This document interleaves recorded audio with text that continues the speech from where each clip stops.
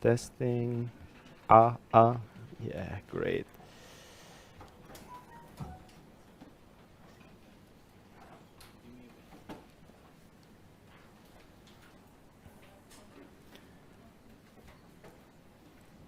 No. Ah, you're seeing my screen and I'm seeing your screen. So I need to swap this, I think. Yeah, perfect.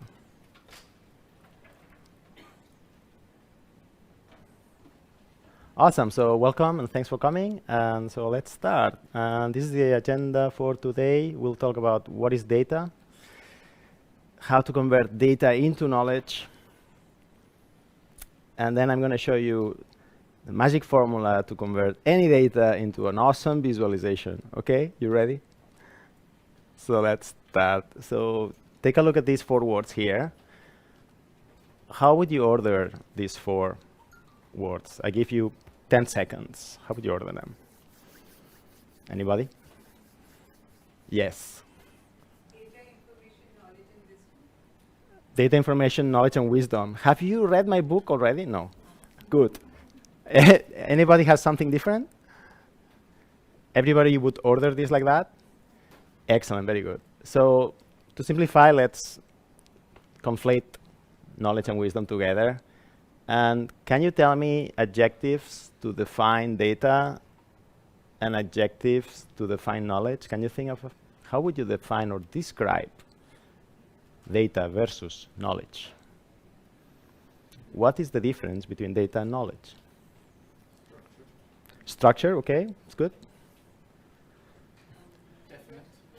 Definite. Quantifiable, yes. Relations. Context. Give me an adjective that is the opposite in one side and the opposite in the other side. Unstructured, okay, so data is unstructured to you, and is the structure as knowledge? Random. Data is random? Irrelevant, you mean like noisy? What else? What about quantity? Yes, so usually data is a lot, right? But knowledge or wisdom is one sentence, right? Data usually is many, and knowledge is scarce. Yes? Yes? Yes? No? Yes? And you know, when we talk about scarcity, it's connected to value. Yes? Gold is valuable because there's not a lot of gold. So valuable knowledge will be valuable if it's scarce. Yes? So this is an interesting insight. And the question then is, how do you transform these huge amounts of data into this nugget of knowledge that your boss says, yes, you are promoted? So how do we do that? So if you look here, the Greeks used to define this process as the combination of thesis and antithesis into a higher state of truth. So what does this mean? Another exercise. Hi, come in, take a paper and a pen. This is a picture from the internet. It was a famous meme a few months ago. If I ask you to connect the keywords to the pictures, how would you do it? Where would you connect data? Oh, I think you can see it. You connect it to here, right? Yeah. What about information? Where would you connect it? Sorted, arranged. Interesting. And what about knowledge? Where would you connect knowledge? Interesting. Okay.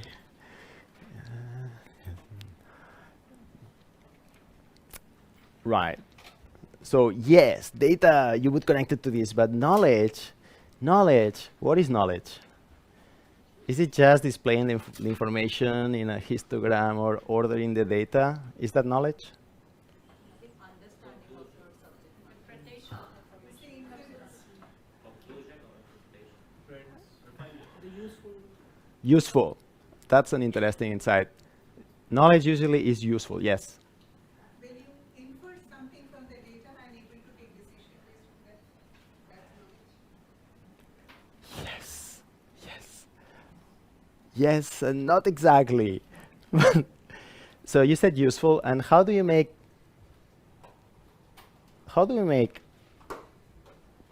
so when you make data useful, it becomes knowledge. Does it make sense? So the idea is, how do you make data useful? So usually it's relating it to other existing data, isn't it? It's what you say inference, and somebody say context. Yes? So that is one way we usually find to make data, to convert data into knowledge. Yes? To make it useful. And how do you do that? To relate it to other data. So you can use it. Okay, so we saw 10 slides already, so I'm going to give you another exercise. How would you summarize the last 10 slides? In one sentence.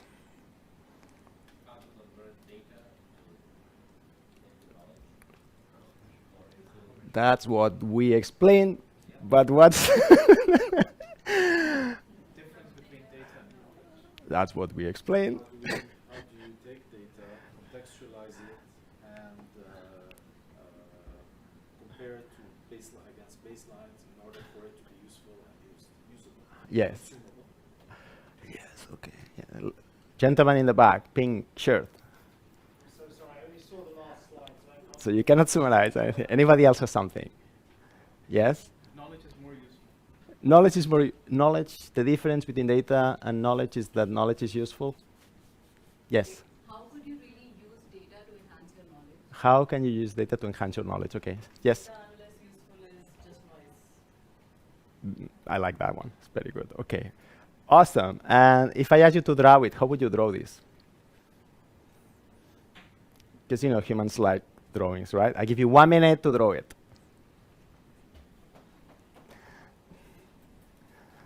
Don't think about it, just draw. It's not a test. You can take a picture, a paper from there, and you. I just got it, so I'm Super.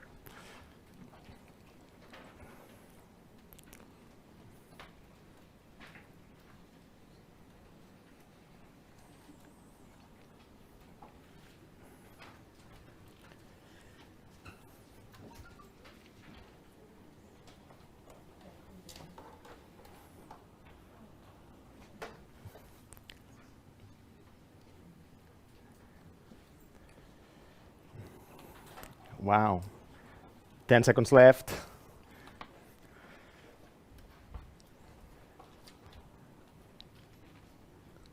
Okay, time's up. I want you to now go to your neighbor, preferably not your friend, and explain your chart to your neighbor.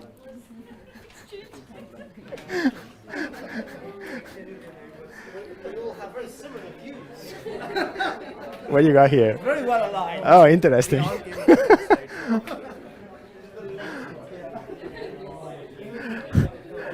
Yes, yes, talk to people. Look here. Which makes sense. So it's just like, messing with All right, time's up. Anybody wants to share something? Anybody wants to share? No? Yes? Share, we can share it. So this is what it is.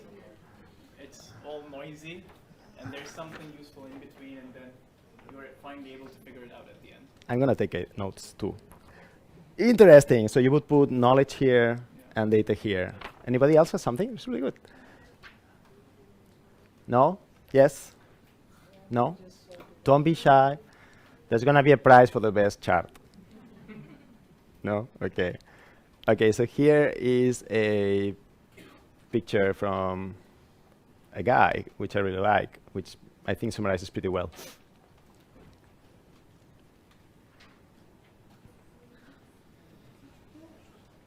If you have a lot of information, at some point, it's basically explaining information overload, right? You will never have meaningful or meaning if you have a lot of information in your chart or in your talk, yeah? Here's another one. Pyramid. Very powerful metaphor, right? Data, there is a lot. Information, there is less, like a filtering process. Yes? Cool. Which one do you prefer? Pyramid people, raise your hands. Wow. Chart people. Oh, wow. Internet. Chart people. Wow.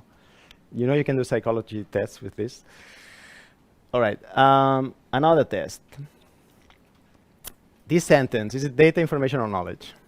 You are going to die. Who says knowledge? Who says information? It's information. Who says data? Lady, gentleman with the pink shirt. Yes. I would argue it's all three.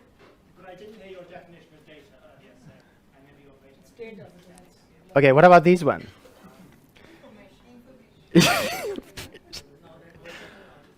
What about this one? This is also information. It's now data. What's the difference? What's the difference between these two? Yes. Everybody's going to die. Is this really? We already know that, right? So, yeah, not very useful information, right? It's kind of a constant. Like this was. What about this one?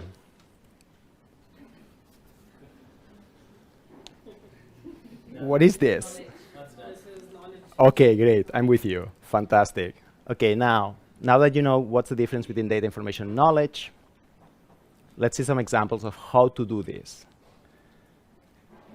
Before that, whenever you do a chart, there's a very important information you should know. You should always do it by hand first. It's so important. And another thing, do you read magazines? Do you know this magazine? Yes? Can you guess which tool this magazine uses to make the charts inside the magazine? Who says Python? PowerPoint? Illustrator. Illustrator people? Yes, so they use Illustrator. You know why? Because it's faster. That's why. Because you never have the time to tweak the parameters in Python, ggplot, never. So at the end, they just do it in Illustrator. Some of my charts, I do it in PowerPoint because it's faster. So there's no shame on using PowerPoint. That's what I mean. Make sense? Don't be ashamed of using PowerPoint. Okay, another exercise. Look at this data, and your challenge now is, how would you visualize this data? What kind of chart would you make here? Yes? You make a pie chart. We could make all these charts, right? So this is one solution, right? Yeah? So this is nice, right? So is this data, information, or knowledge? Okay, information. So can you improve this chart and turn it a bit more into a more meaningful information or knowledge? I give you 30 seconds. Think about it. If I have a backyard data that I can plot. Okay. 30 seconds. Try to sketch this into a more interesting, useful. Now you can do it. So what's the question? Try to display this information in a better way. Okay. How do we define better? Bloomberg Business Week, your definition of better might be different. Oh yeah, definitely. Yeah. I'll send you my book later. Where do you work? Consulting. Excellent. I wrote, Okay. this is excellent for consultants. All right, time's up. Anybody wants to share something? No? Yes. You can break it down by age, further, Okay, that would be very interesting, right? Right. area, continents, anything. And we could get more insights. Wonderful. So relating it to other data to make it more useful, information, knowledge. Yes? Excellent. Right, so people who said pie charts, that's nice. That's nice, and bar plots is also nice. What is the problem with pie charts? You know, there is this thing now that you should never do pie charts anymore. But why? So if you think about the gender issues, right? And this survey is this Kaggle data science community, right? So it's lots of programmers, not a lot of girls. So they have this issue like, hey, how can we get more, be more inclusive and be more diverse? So you could relate it to this. And if you do a pie chart, what's the pie chart telling you? There's only one pie, right? And it's like a competition, right? Yeah. It's what we call the scarcity narrative. There's only one pie, and you have to fight for your piece of pie. Is this the message you want to convey? Maybe, if you... Yes? What happens when you use a bar plot? There's an area where you complete What does the bar plot tell you? The one's dominating. It's a competition, right? Is the gender thingy a competition, or you want it to be a competition?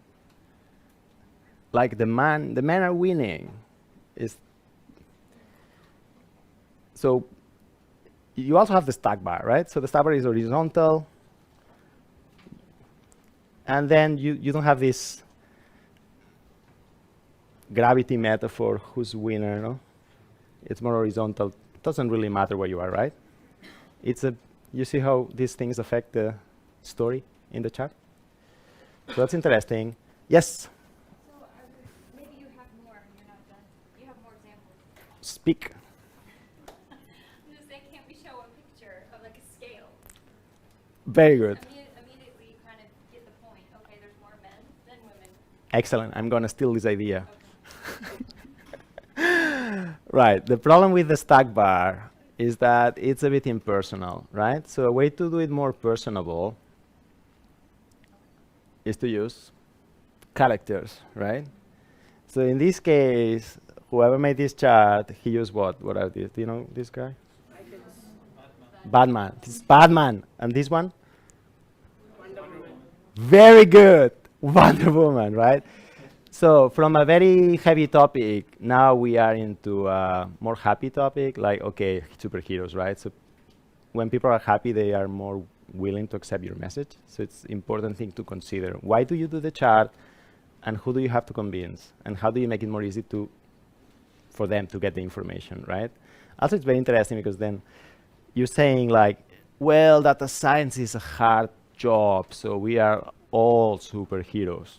Right? So from a very negative narrative, you go into a more positive narrative, right? Another trick or rule that you can apply is whenever you can, you should dramatize so people will remember you. Right? Okay, good. So that's one example where from a kind of very impersonal chart, you take it, same data, but now it's kind of okay. Another interesting thing, this is called the ISO measure, so each one represents the same quantity of people, right? So it's more relatable. Like most teams today are 5 people. So it's like, hey, this is the situation. You're gonna have a team and there's only gonna be 1 woman in the team. It's a more human scale, what we call human-centered. Awesome, another exercise. So let's imagine you did this chart, you show it to your boss, and your boss says, well done. What's your name? Swati? Well done, Swati. We're going to set a goal to have 50-50, men, women. And I want you to make the chart to explain this to the company. You have 30 seconds to make this chart. Let's go.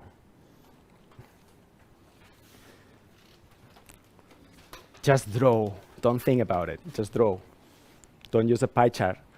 Welcome. Here. There are extra chairs there? And there also? Yeah, just.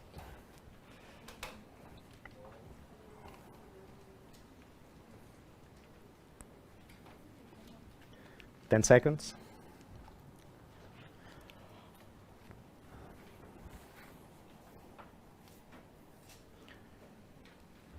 Five, 3, 2, 1. Who's got something? I have this What do you have? number of boys equals number of girls. Okay, yeah, I like it. You show how we should be. Very good. Anybody else? I'm still stuck to the bacha and the target line. Okay, I like this, but what's the problem with this one? Competition. But it's like I want the target to be completed and hence the Interesting. If you put it like that, there's gonna be less yeah. feelings. Yes, Can you also show a ratio? you could show a ratio. Yeah. Okay, so pie chart, for example. Is this a way to visualize the goal? Yes, but what's the problem with this one? You have the gravity metaphor here, so you're putting an arrow to indicate progress, right? But the arrow is going where? Down. This is kind of negative, isn't it? So you have to be careful with those things.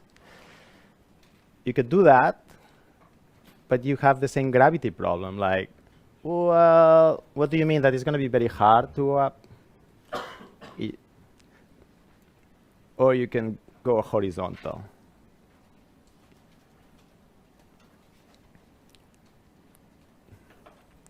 Right. So it's another important thing to know about stories and storytelling.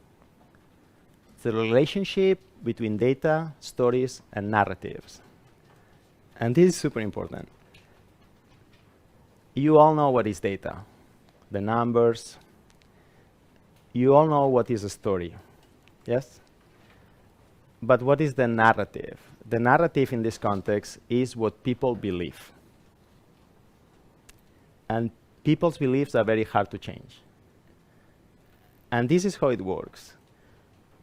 You have a narrative like gender equality is good, or the opposite, gender equality is not good. You have a narrative, and you have a story, and the story or the chart that tells a story, if you want this chart to be felt like it has purpose, it has to advocate for a narrative. If you have a chart and it's not connected to any narrative, that's when people look at your chart and say, so what? So whenever you make a chart, think about what is your narrative? What's the purpose? What's the message? Got it? And what's the role of the data? To give credibility to the story or to your chart. Let's see if we got it. This is not a chart, but it could be a chart.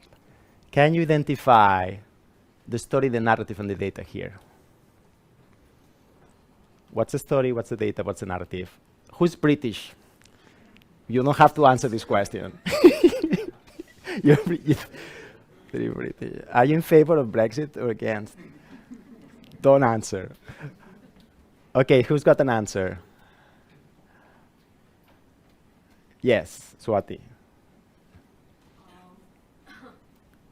So What's the story here? Okay, what's the data? It's the easiest one. 350 million a week. That's the data point, right? Good. That gives credibility. What's the story? the story is that they would use this money Yeah, fund the NHS. to fund the NHS. Point me, where is the story? What part of this is the story? No, that's a Yes? yeah. Take back control. Take back control. What's that? That's the narrative. Hey, we lost control of ours. That's the narrative. And that's what it's advocating, right? What's the story? We send this money, which we could use. Yes?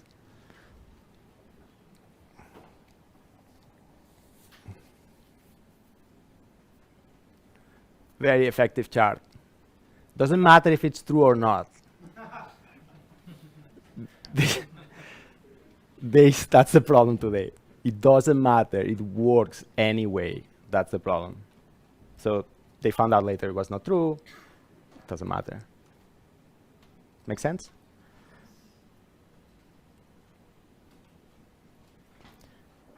Okay, another interesting chart. Do you guys know Elon Musk? And his solar city stuff and his solar panels? A few years ago, Elon Musk made a presentation.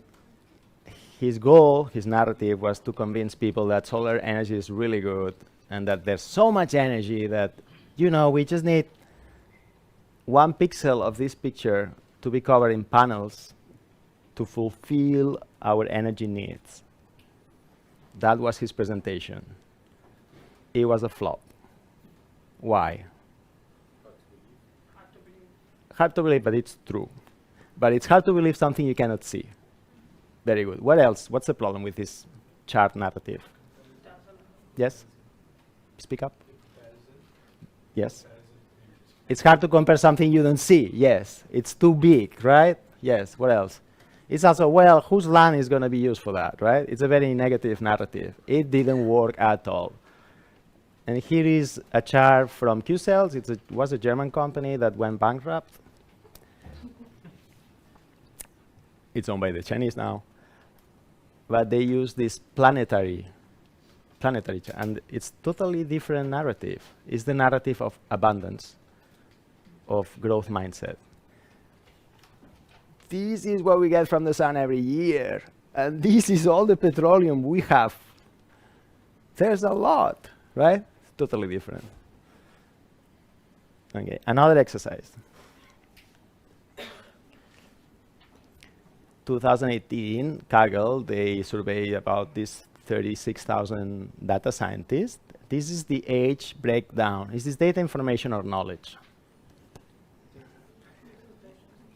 People who said data, how would you turn that into knowledge? What is the problem with the chart? There's no actionability. No action, not useful. What do I do with it? Exactly. It's just information or data, depending how strict you are. What about this one? It's the same data, but we ordered the age and we put colors. Yes? Is this data, information, or knowledge? A bit closer to information. Now you know, oh yeah, okay, young people, they like it, and okay, good. They're still playing with the PlayStations. Oh, data scientists die like other people. Right. How would you make this chart more useful? Yes. I give you 20 seconds to think about it. Let's go.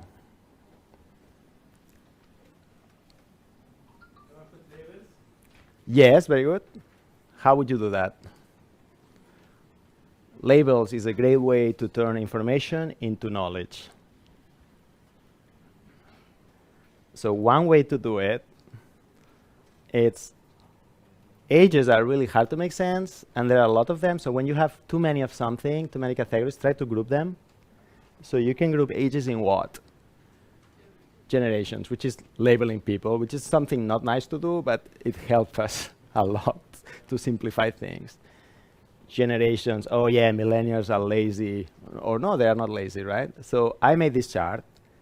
I'm Gen X. So my narrative was that, yeah, young people are better at computers and so on, but I wanted to show that we are also very productive. So I crossed this data with which age group won more prizes in this website, and it was per capita, and it was us. Make sense? So less noise in the chart, simplify it, and suddenly it becomes actionable and useful, but it's because it's connected to a narrative.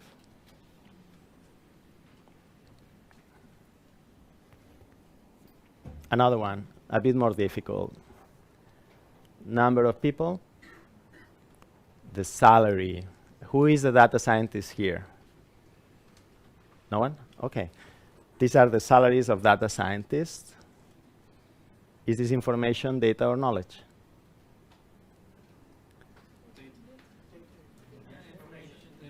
Is it useful? Not yet. How do we make it useful? Try to connect it to a narrative, to a context. Yes? Compare to what?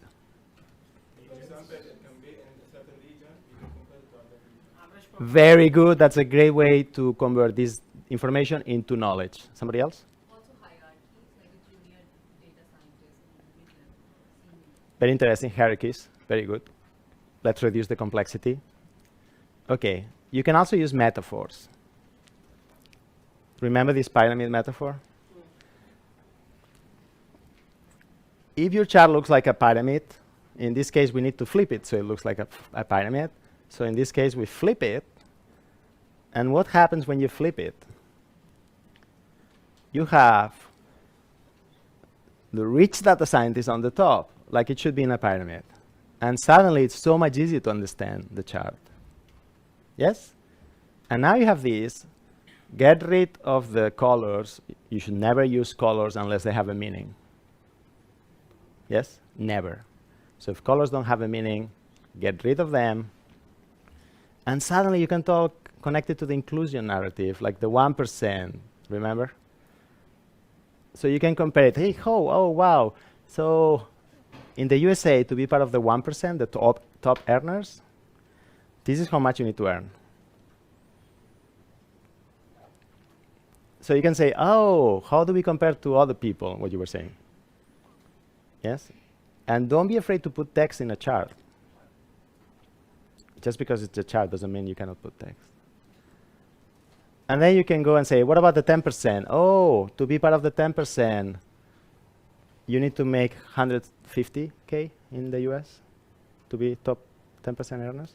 So how do data science compare to the normal population? Oh, it's 6%, 10%. Okay, quite similar, quite inclusive, right? What about the rest of the world? Wow. Okay, 60% of data scientists belong to the 1% if you look at the world. Well, not surprised, right? Because to be a data scientist, you need a computer to begin with, so. Make sense? And now, this chart, which was really noisy, it becomes super useful once you connect it and once you reduce the noise. Questions? Last chart. Typical chart I see so many times. Something and the United Nations here, right? This, in this case, was how many data scientists per country. Is this data, information, or knowledge? Now everybody's saying data. Yes. Is it useful? Is it useful to know that the USA is number 1? Always. Of course, because it's a big country, and China is number 2 always because it's also the second biggest country, not in population, but that was expected. There's no real information here. How do we get to more useful information? I'm going to give you a hint.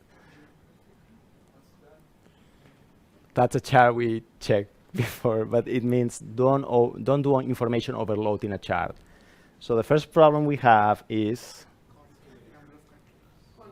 yeah, we have too many countries. It's impossible to put 250 things in a chart. It will never work. So what do we do? Organize by region, like continents. Okay, yeah.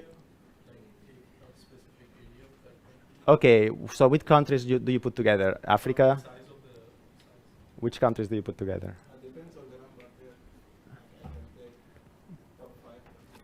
Yes? Okay, so here is what we did. Yes? Do you also have a map with like showing only the maximum concentration? What's the problem if you do a map? Russia is always big. USA is always big. And then, yeah, if you happen to be in Switzerland, you nothing. Yes.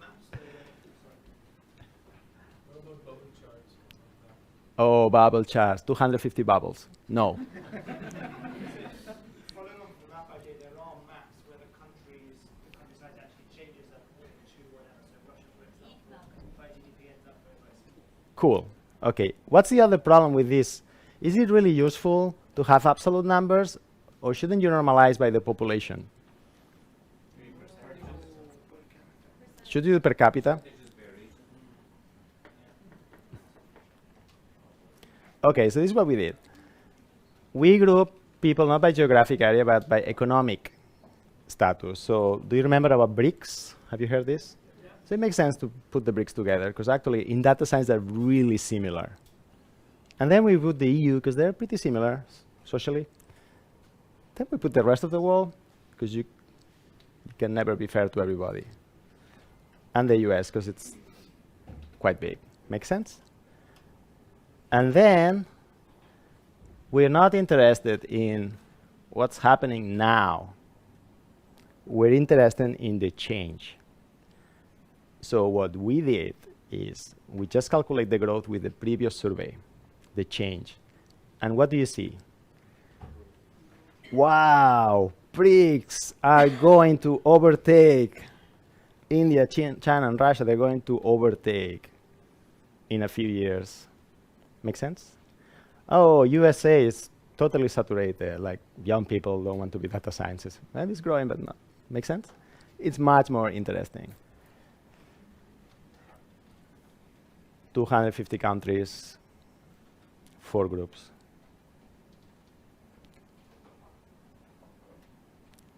Never do non-per capita measures. It doesn't make sense. Last chart. Same idea, same chart. Put the countries here, and you put per capita here. Not only per capita, per 10,000 population. So what do you see here? If you want to marry a data scientist, where should you go? Singapore, right? And then the interesting thing about charts, when they really become useful, is when you can use them for policy making or to predict the future.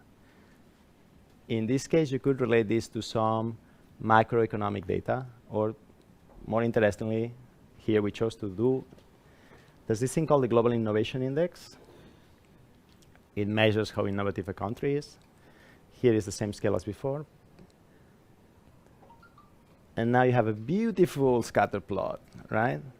And then you could do what Hans Rosling does, how these things move.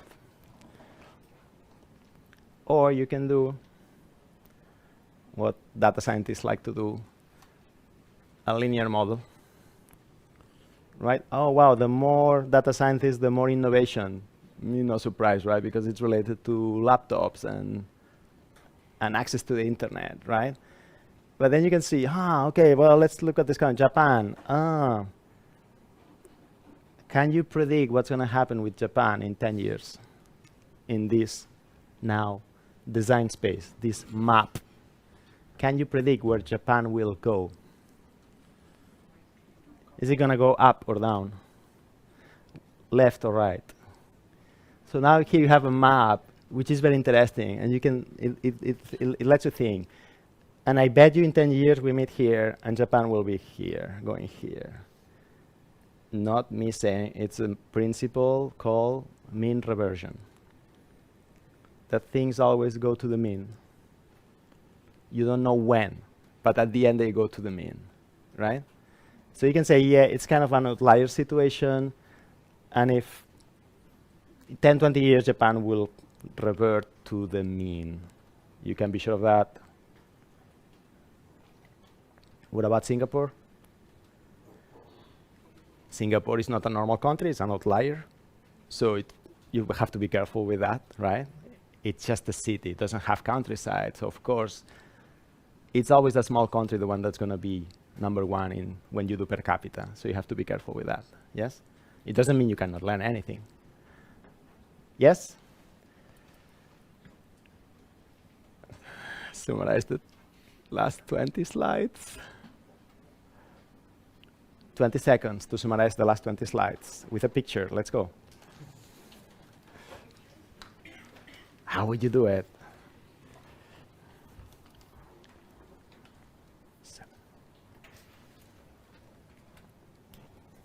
Okay. You're very on the spot.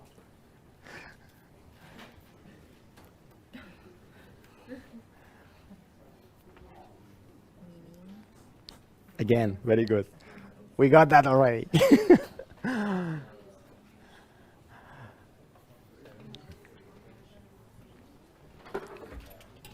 Is it 7? Yeah.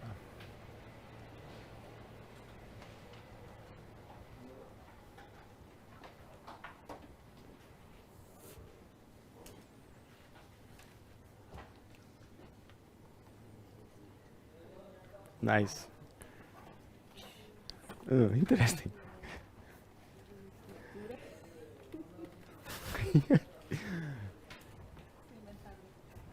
Good, good.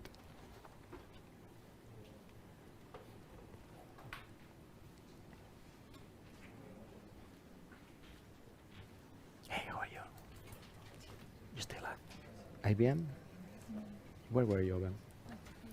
Oh yeah, ITP? You're working at ITP? No. No way.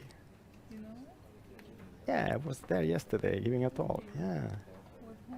Shane McGinley. Have you not seen my picture somewhere there? No. You left them? Okay.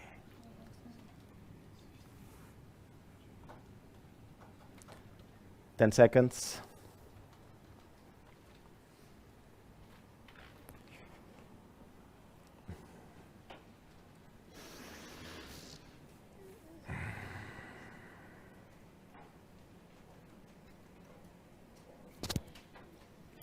Five, 4, 3, 2, 1. Okay, time's up. Who's got it? Who wants to share something? It's a graph of better and simplicity.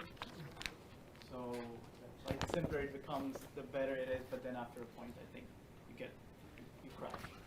Interesting. Don't overdo it. Good message. Somebody else? Yes, Karim. Yes. I don't know. I thought of horizontal Yeah. because of somehow we don't like gravity. Yes. Groupings. Yes. And then some kind of analysis showing a mean or an average on the graph to Are you saying like you put a bad graph and a good graph and all the small principles you learn? Interesting. Somebody else? Simple word cloud. Yes. Oh yeah, a simple word cloud. Yeah. A list. Yes. You have the key assets. List. Excellent. Don't hold your breath because I don't have a chart to summarize the last 20 slides. I had to write a book, okay? So, no.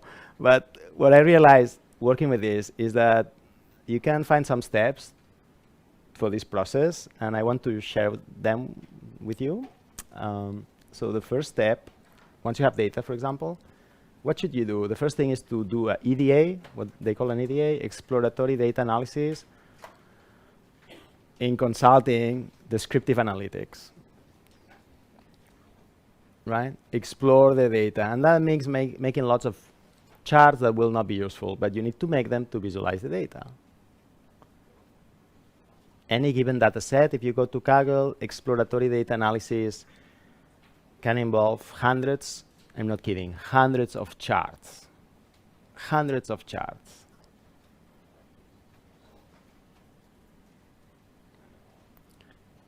And what's the benefit of it? It's exhaustivity. Like you really look at all the data, all of it, histograms,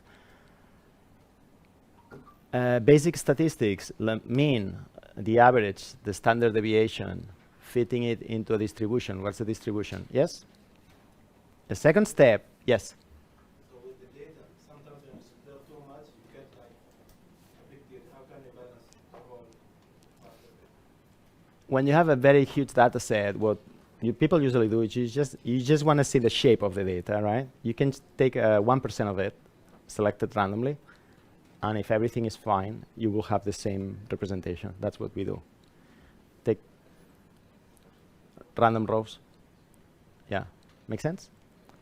You to see the shape of a histogram and to know if your shape is correct, you can take, for example, 100 rows, and then 1,000 rows, and then 10,000 rows. And if the shape is stable, it means you're fine. Yes? Or you can take 100 rows, and then another random 100 rows, and if the histogram is not the same, it means you need to take more rows. Does that make sense? Yes? Second step, what do you think? Interesting. To me, the second step is to contextualize. What does it mean? Link it to other data. Like, okay, you have this paychecks information related to the 1% narrative, yeah? What's the benefit of this? Transforming data into information, yes? Second step, synthesize. Once you have your data related to another body of knowledge, narrative, link it to other information or other data or other narratives, yes? And then you will have knowledge. You might have to try a few things. Fourth step, reducing the information overload. Maybe you have to summarize it. You cannot have 200 countries there. Summarize. To summarize, you need to use mental frameworks. How do you know about BRICS? Because you read this paper about the BRICS. How do you know that you can use prevalence? Because doctors use prevalence, doctors per 10,000 people. Yeah, economists do that. So you need to know mental frameworks, and that means you need to know a bit about economy, might give you ideas, medicine, policy making. What frameworks do they use? GDP per capita. The outcome of summarizing is meaning, because you reduce the information overload. Fifth step, you have to storytell your chart. Your chart has to tell a story. If your chart doesn't tell a story, what will happen with your chart? Nobody will like it on Facebook. Nobody will share it. Nobody will understand. Right. So there's this saying, like, what is it? If a tree falls in the forest and nobody hear it, did it fall? Yeah. So if your chart doesn't tell a story, did you really make it? It doesn't matter because nobody will share it. And the other thing is, like, humans, we are programmed for stories. That's why we tell our kids these tales. Little Red Riding Hood. It's a narrative of, hey, be careful with the strangers. But you cannot tell a child, be careful with the strangers, which is the narrative, the message. They will not understand it. You have to tell a story. Well, consultants are the same. You have to tell a story with a chart. What's the outcome of this? Memorable. People will share it and remember it. Last step, visual design. What we said about the gravity metaphor, what metaphors are you using? What colors are you using? This is what we call the chart narrative fit. If you are in a narrative of inclusion, you should not use the pie chart because it's not fitting well. So you have to be careful with that. This will help your chart propagate. And the last step, what do you think?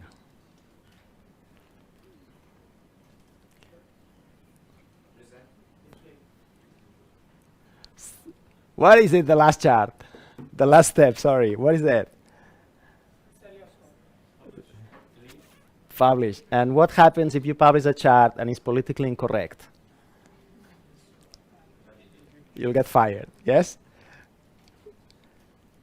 You have to check that what you're saying is politically correct.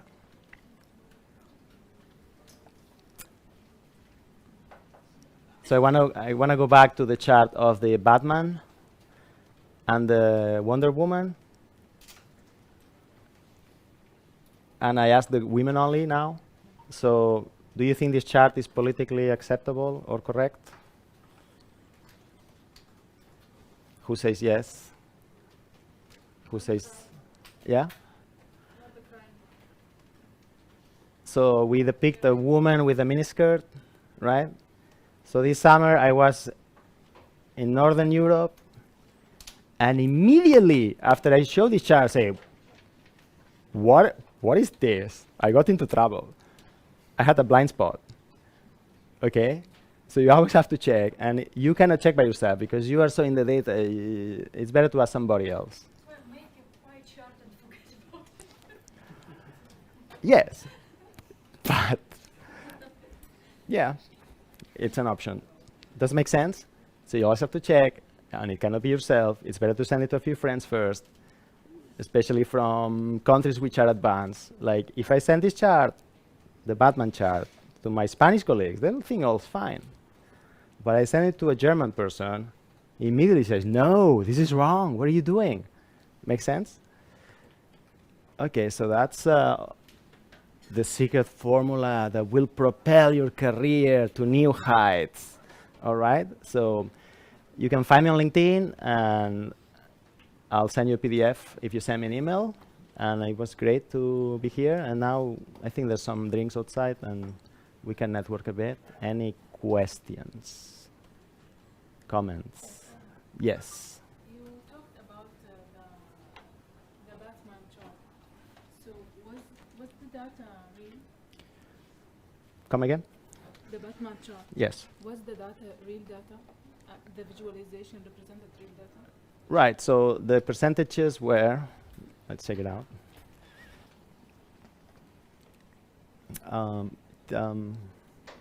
Did you sit down on my phone?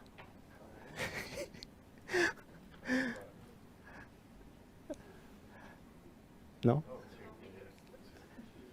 Because you're blocking the Instagram followers. So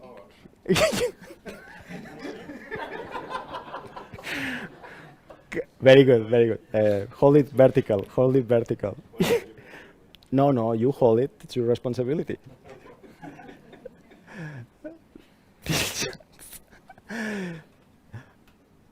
16% to 81% is not exactly correct, because it's, if you put 5 persons and one is woman, is a ratio of 20-80, right? So we simplified a bit, yes? Yeah, I know, but I mean, why the people in Germany, for example, they felt Because they have received a very different education than we have, more gender-sensitive education. And I'm telling you, it's not acceptable, this chart. if it's representing a real data, so I don't think it's a problem. No, I mean, That is called a blind spot. You see that? And I didn't think it was a problem. But they say, but Wonder Woman used to. They don't like the miniskirt in this picture. The miniskirt. And the crying. All right, cool. Right. Any other questions? Yes? Any other questions? No? Okay, cool. Excellent. Thanks for coming.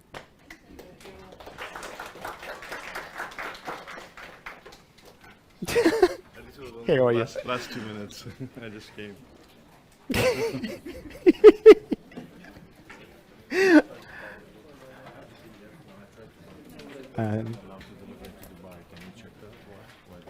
Yeah, if you go to Amazon.ae, they will deliver it to the, did you say .com or .ae? So in it's AE, it works. In .com, it doesn't work. Hey, what's your name? Sheikh Holdings. Yeah. Hello. So, Thanks for coming. yeah, almost. Do you have this on a YouTube Presentation. Yes. We'll record everything. So, did you come from the meetup? Yeah, I did. I was just tied up in the office, so Excellent. Yeah. I'll send you the video. that'll be great. Yeah. And so your book is on Amazon? It's on Amazon. Yeah, it's And are you doing any courses or anything on this? Like when you're here? We will do a course at the university, but so far I'm supposed to give a talk in Europe, but I don't do any workshop. But I can do workshops. I've done Can you workshops before. do like a session for us, like within our Yeah, company? definitely, yeah. Like 30 people. Yeah. Yeah. Okay. Yeah, and if I cannot, I can send you someone That that would be can. great. That would be great. Sure. All right. Hey, hi. How are you? Yeah, I'm fine, thanks. How are you? You said something about sending the PDF if I give you the Yes, email. you guys send me an email. Find me on the internet. Are you on LinkedIn? I'm famous. Yes, LinkedIn. Just type my name, you will find me. Well, that's really nice. Hey, This is my first Swati, class, but I've where do you work? Where do you work? So I work with a company called Fetcher. Oh, Fletcher. Yeah. Oh, he's good. Yeah. No, 5 minutes. That's all logistics and supply.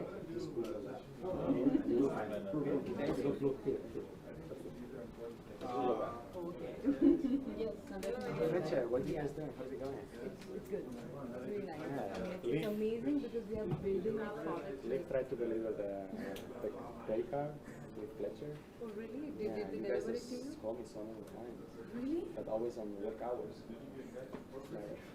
Work hours. I mean, okay, so you want like a system where so now we are also introducing WhatsApp. So you might very good. receive a Yeah, WhatsApp yeah. message It's and very then you good. can schedule it. Yeah. But you know, like there's also like they might have sent you a link as well. Yes. So if you use that, then you can call you the text message. Very good. Super. Yes. Hombre, hablas español. Sí, hablo español.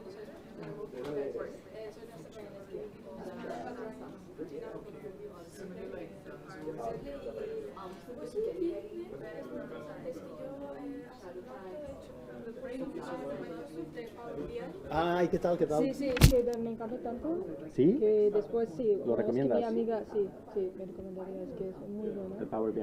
Sí, es que era un will curso check it out. muy básico, pero me encantó. Oye, pues mándamelo lo del Power BI. Sí, es que estaba en Coursera.